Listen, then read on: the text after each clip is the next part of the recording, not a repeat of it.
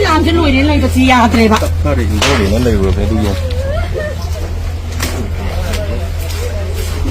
nhưng mà đi này dịch sa kiểu đó làm lấy đấy cho anh này sẽ hum số một tài gì cũng có số một tài đó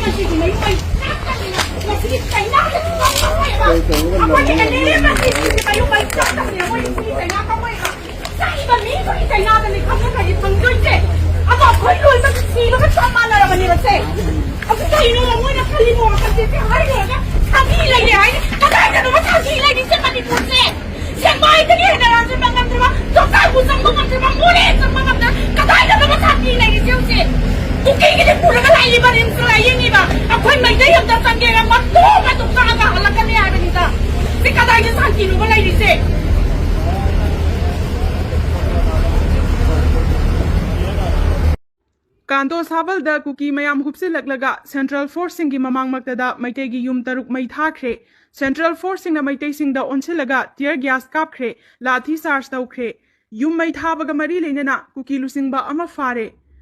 IDP singi yum mari may thaki bagi thawdok adu Manipur lengak na mityeng sangduna Police Commando thajilakpaga loinana manak nakpasingda thi humbagi thabak chathabada yum may thabagi wathok aduga mari leinana Leimakhong Area Protection Committee ki Chairman K Lobhum Imphal West District Police na fare loikham naidaba mihat wathok sing khawrang laga leiriba kuki kangbu amana Lanjena ki badagi mi ama fawa lainadraba Imphal West District Kanto Sabal da leiba maitay singi yum taruk Central Force mayam amagi mamangda nungthil popopta may thakre Thawdogasi ngasi nungthil pung anirom tarakpada thokibani Leimakhongda leiba 57 Mountain Division gi yenakhada thawdok adu thokibani mafam aduda hanadagi hauna Central Paramilitary Force insu mathau tawhanduna thamlibani aduga lanmi gi personnel mayam amasu pairaga leiribani makhoi gi mamangda yummai tharakpada makhoina karisu tawkhide yummai thaba loiraba matungda masing yamlaba kuki sing adu mafam adudagi loina maktapna tapna hanakhi Kanto Sabal da leiramba maitai sing hanadagi hauna lanjenaduna relief camp sing da changjafam lauduna leiribani Makhoisu maikai adomda mairi wangna karaga mai sakpagi moong ama urakpada manak nakpada leiba forcing da kari tawba yawbagi haina hangbada kuki singna protest tawbagi tayar mai thabani haina paukhum pirakhi hairi maikhu adum muna karakpa natabanina maitai singna duna leiringaida manak nakpa adwaida leiramba naga singna social media da kuki singna maitai singi yum mai thare haina launa rakhi pawadu tana badagi mai kanana bagidamak maitai singadu makhoi gi maikai da chensin rakhi adubu masing yamlaba lanmi gi personnel singna thinglaga thamki lambi aduda kesper fawwa thachinduna maitai singbu amata sanghankhide tungda Central Force sing aduna tear gas cell sing kapki madu fawbada khoirang khoisaunaraba maitai sing adu mafam adudagi hallo haiba yakhide Central Force singna live round camarum kapagi makhol takhi amasung lathi charge tawduna miyam adubu tankhai khi Kuki singna mi leinadraba maitai gi yum mathang mai tharakpagi paw tarakpadagi Manipur Police ki commando gi kangbu sing lengak na thajilakhi Fire Service ki team ke amarum su mafam adu da sangsilakhi Police personnel mayam ama sanglakpa ubadagi kuki pumnamak maikai adu thadoknaduna senakhi amasung manak adwaida kuki thiba phangkhide kuki kangbu adu blockade ki mayokta protest tawba lakhibani makhoi bungaknabasu Central Force mayam ama pairaga leiribani protest tawbagi mahuta lanthong silaga yum mai thaba lakpani haina maral sinarakli Duhongan 2023 May 3 da lan phone February 3 da duhongan tha hum chat chana phaw da lan chen kan da ai na pien ji pi ta ji na ai gi mang da ai kan ja gi ha ba ji moi tha de ba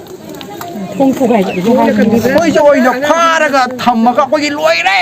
hai ra kan da tha bu e ba adu di kari no gyan men ta de ba nungai be di kari nungai try gi da kari da ka pirom de nungai te Pot kita hodok chagi hai bazu army na yani hodoka no moi lai kari ko mam ta julok thok di duhong ba 2023 May 3 da lan phum ne February 3 da duhong ba ne tha hum chat cha na phaw da lan chil kan da मैम याम नुंगाइतबा याम पेंदबा पाव अमुक इरमदा मणिपुर दगी अमुक ताब फंगे मैतेगी युम तरुक कुकी मिहात पसिंग साहिंग चाबा सादगिसु हेन फत्तबा नार्को टेररिस्ट सिंह मियोइबगी थमोई पांदबा सिंगना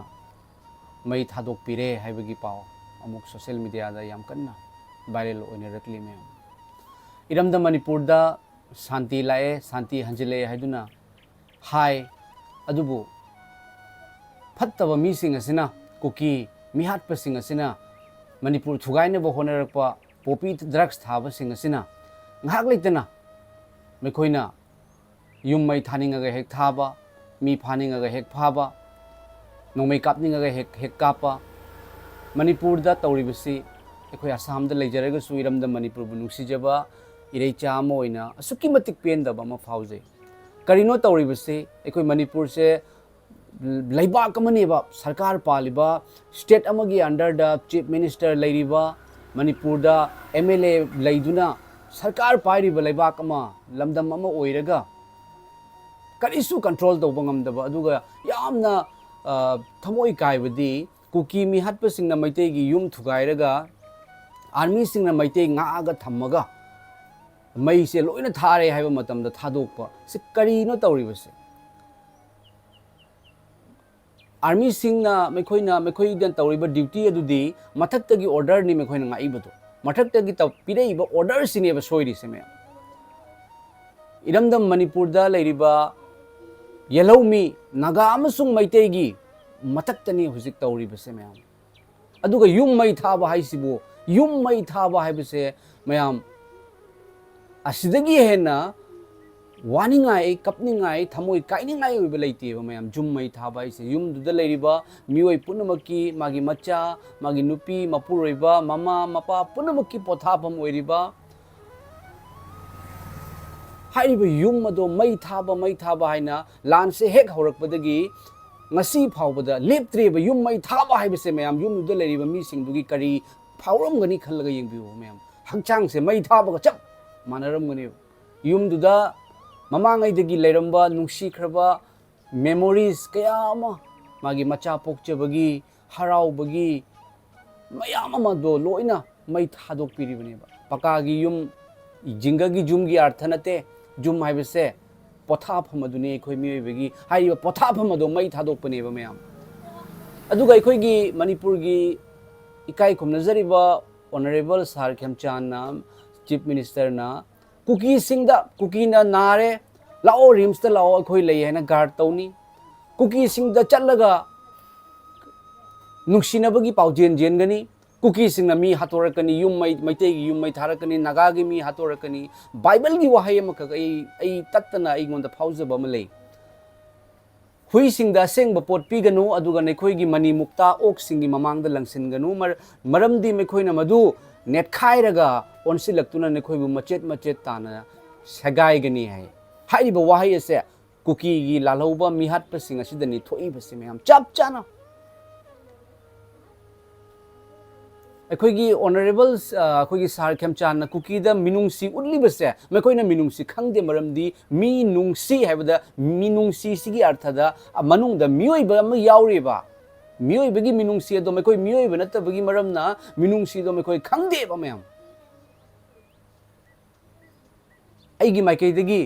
अइना हाइजनिंगबदी प्रजा मयामगी खुत्त ले इरांग थोगनबा और पीस लाअनबा करमना नो मयाम अखोइना अखोइगी इंडिया से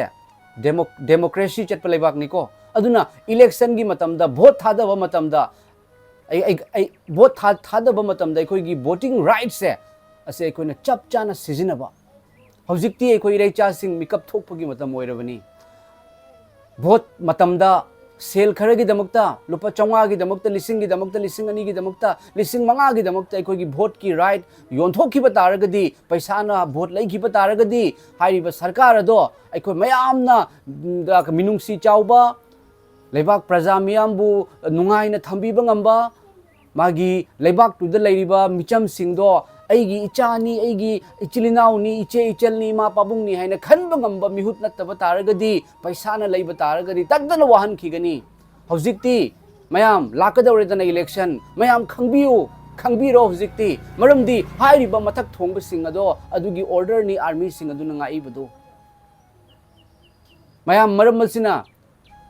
wara khre khoi waga da ware kap ka da kappe iram da manipur da wa ba matam da khoi su kapi kari gi no khoi su maitai ni maitai khakta gi wari na te khoi iram da manipur se khoi gi haurak pham ni ba khoi asam da leijare ga su yam nung si bani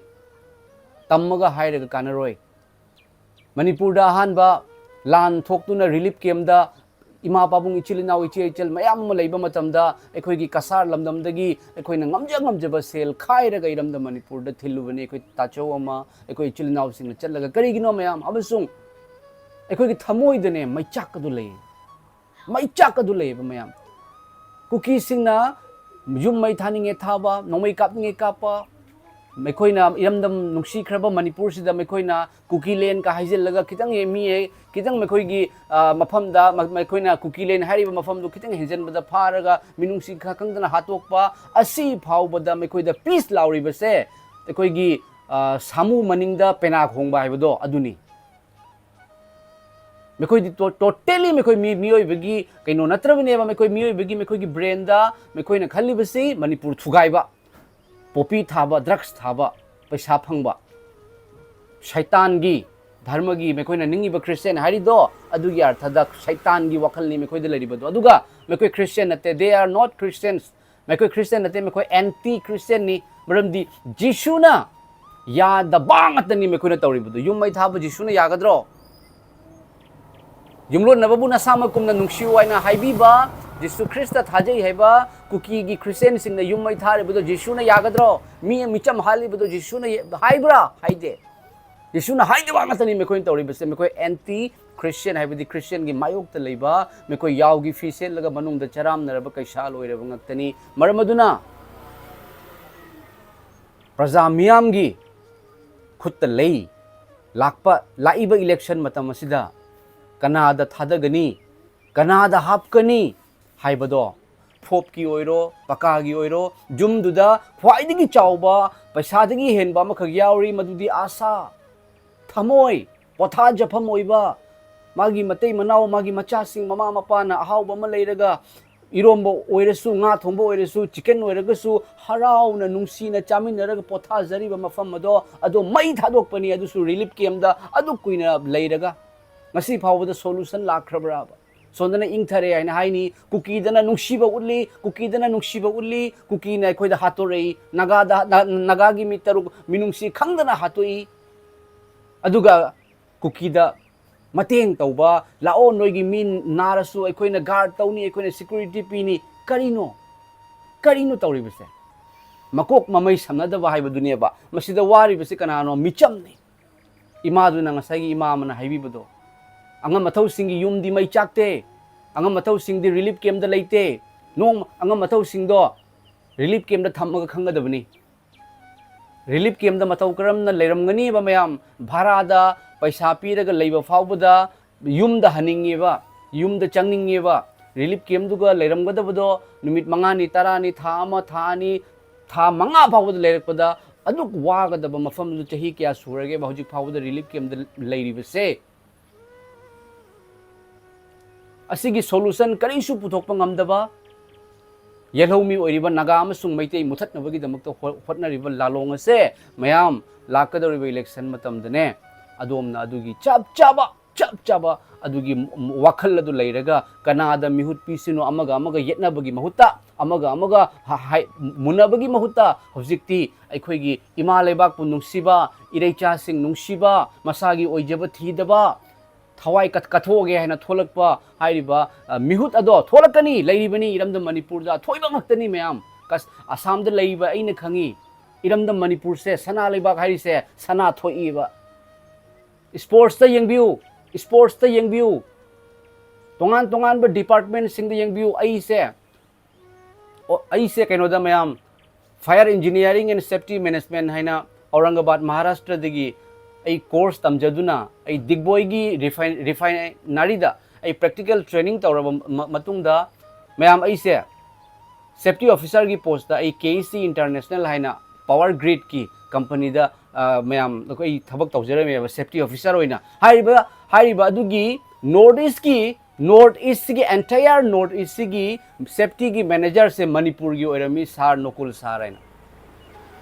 aduga Manipur dagi aikoigi DIG sab ama awana da ina mateng tawbase uraga DIG sab tuna ingonda contact tawbirak tuna aigi siga lakpirame me haibadi iramdam Manipur da any department da Air Force da oiro, Navy da oiro, Army da oiro, Police da oiro, Sports da oiro, every line da makok thongba ngaktani sana leibak ne ba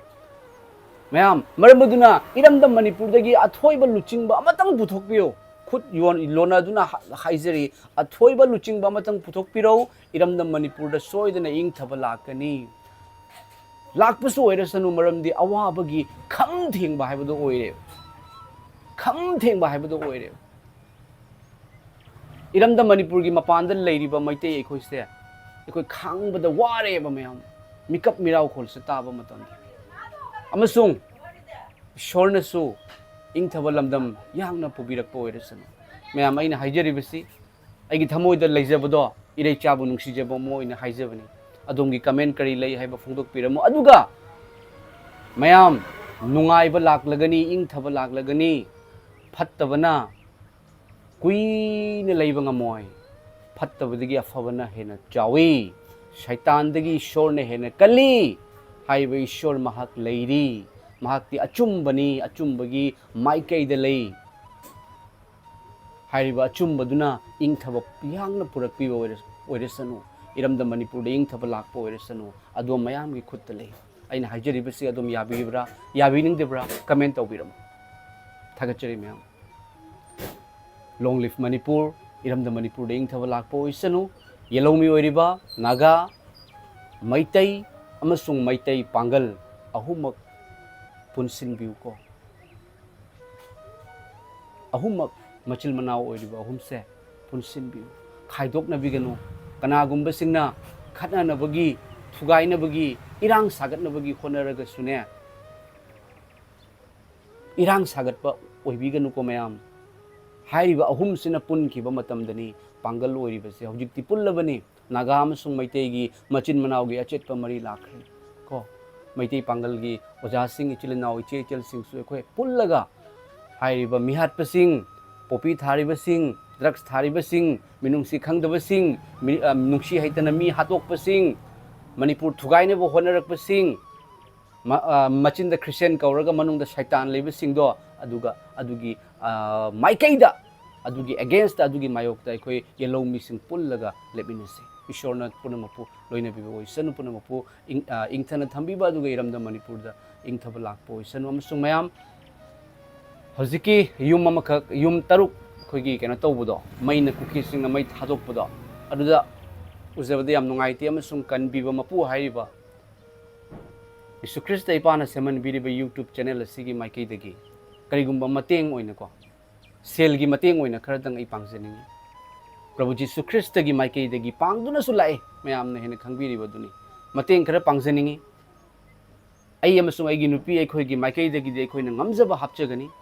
aduga kanagumba Prabhu Jesu Christa bu thazaba natraga thazadriba ichilinaw singna Kanbiba Mapu hairiba YouTube channel asigi maikei dagi mateng tawjagadawriba se asida adomnasu sarug yabiningba taragadi adomnasu